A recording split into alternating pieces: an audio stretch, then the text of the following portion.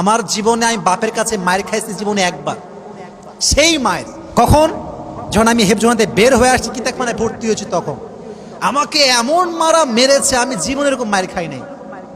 কেন মেরেছে? একটাই কারণ, এই মোবাইল ফোন। আমি চাইতাম ফোন ইউজ করবো, আব্বা বলতো না, never ever you can't use this smartphone, হবে না, এটা আমার দ্বারা হবে না। তো আমি কি করেছিলাম, চুরি করে ফোন কিনেছিলাম। আমি দুষ্টু ছিলাম, এটা আমি অস্বীকার করি না। তা আমার মনে আছে, আমার বাবা জানতে পেরেছে যে আমি মোবাইল ফোন কিনেছি চুরি করে। আপনি তো কওমি আলেম, আমরা কওমি মাদ্রাসায় পড়েছি, আমরা জানি কওমি মাদ্রাসায় Android phone it is just like হারাম, একদম হারাম, কোনো দলিল লাগবে না, দলিলের কতি লাগবে না, এটা এমনি হারাম।